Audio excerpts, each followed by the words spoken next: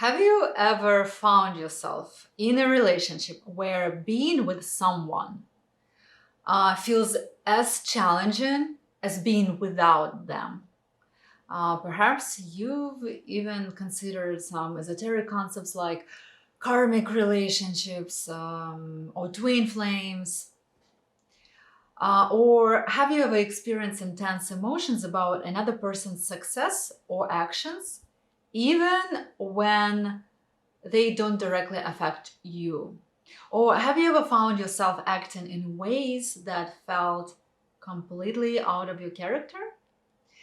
You might be surprised to learn that the answers to all of these questions lie within one concept that was introduced by Carl Jung over a century ago. And that concept is the shadow. And this isn't just a psychological theory. It is a transformative tool that can unlock your true potential and put you firmly in the driver's seat of your life. Because until your shadow is recognized and integrated, it controls your life instead of you controlling your life. Carl Jung once said, until you make the unconscious conscious, it will direct your life and you will call it fate. I love this quote. This profound insight directly relates to the concept of the shadow, the hidden parts of ourselves that we often fail to recognize. And by bringing these unconscious elements to light, we can take control of our lives rather than being unconsciously driven by them. In this video, I will present 3 key questions to help you identify your shadow and assess your progress in integrating it, like where you are on that path of integrating shadow. This self-awareness will reveal the extent to which you truly author your own life. So what is the shadow? Carl Jung described the shadow as the hidden, unconscious aspects of your personality, parts of ourselves that we have rejected, denied, or suppressed. These could be emotions, behaviors, or even talents. Shadow is not always something that is negative. Jan famously said, if you seek the light, you will first plunge deeper into darkness. And even though doesn't sound optimistic, but this perfectly describes why embracing the shadow is so important. It is not about being relentlessly positive or thinking positive thoughts all the time. It is about facing the parts of you that you have been avoiding. If you resist anything, it grows. To love oneself means to discover and not to alter. The shadow holds the key to your full potential because it contains all the energy you've been using to hide or reject parts of yourself. And ignoring your shadow doesn't make it disappear. In fact, it grows stronger in the background. There was a study of 50,000 people, and the main question was about if they have secrets, and if they have secrets, how that affected their lives. And the results showed that keeping secrets really affects their life. Like people experience reduced life satisfaction, strained relationships, and even physical illness. And shadow to me is like having a secret from yourself, like seem kind of isolating certain parts of who you are from yourself. So, well, not only that alone sounds miserable, but the shadow does not just sit quietly in the background. It starts shaping your perceptions, relationships, and actions.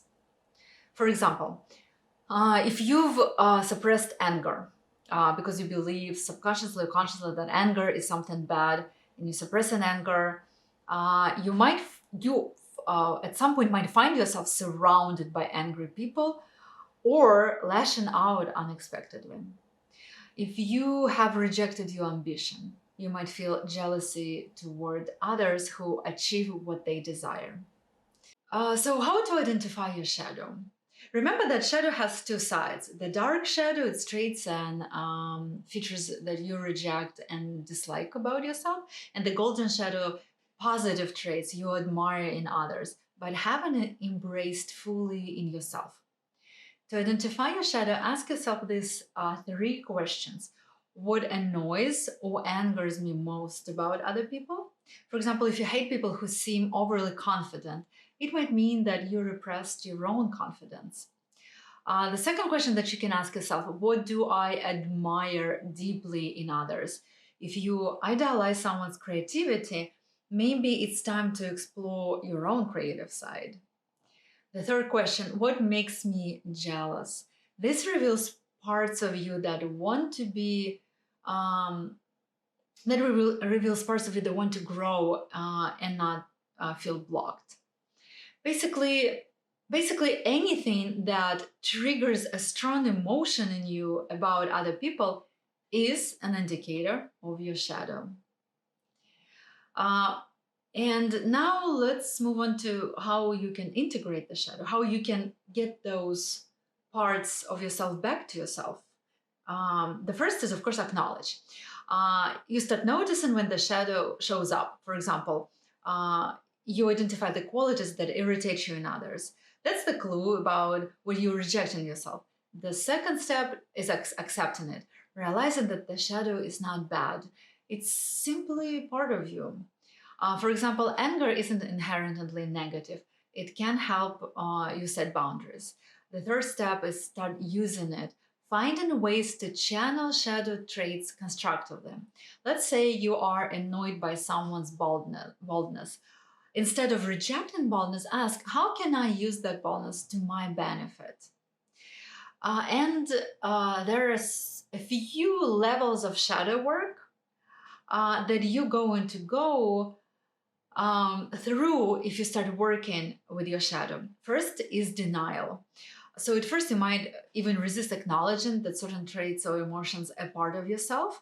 However, remember that your psyche prioritizes becoming whole over your conscious pursuit of happiness, aiming to reintegrate the aspects you've discarded. If you don't consciously undertake this integration, you'll subconsciously attract or be drawn to individuals who embody these traits. Relationships based on that, so relationships based on the shadow, tend to be intense and dramatic. And it is because consciously you reject these parts in both yourself and your partner. Yet these relationships become the sole avenue to engage with these traits, creating a dynamic where you feel unable to live with or without the person. This is just one of many examples how shadow dictates your choices in life. The second level of working with shadow is recognition. This is where you begin to see your shadow in your reactions to others. You start to realize you quite a character yourself. You're surprised to see your shadow surfacing in your own actions and those of the people around you. This is what psychologists call being possessed by the shadow. Or perhaps you begin to see some truth in the behaviors of those who annoy you. And finally, you sigh and admit, yes, that's also a part of me. And then, and then we come into integration. You start negotiating with your shadow, taking back control when it tries to take over. You find acceptable ways to express it, putting it on a nice leash and walking it in safe spaces. Therapy, acting classes, or observing people with qualities you admire can help. You start experimenting with expressing your shadow traits in healthy ways. A shy person might admire someone's assertiveness. By recognizing this, they can start practicing small acts of assertiveness themselves. Um, Another example, a perfectionist might dislike people who don't try hard enough. By exploring this, they might realize they need to allow themselves moments of rest and imperfection. Think of the shadow as a potent color in your palette. You don't have to paint your whole life with it, but a touch here and there can create depth and richness. And then the final stage of integrating shadow is mastery. At this stage, you've mastered working with your shadow. Instead of it controlling you, you manage it with skill. You know how to measure the right amount, blend the right ingredients, and adapt to every situation. Your shadow holds untapped energy, creativity, and potential. It's not something to fear, it is something to explore and embrace. I challenge you to try this. Write in the comments below one trait you have noticed in others that either annoys you or makes you feel jealous. Let's start uncovering those hidden parts together. Remember, the path to wholeness starts with accepting all parts of yourself. In this video, and if this video resonated with you, don't forget to like, share, and subscribe. And let's continue on this journey of self-discovery together.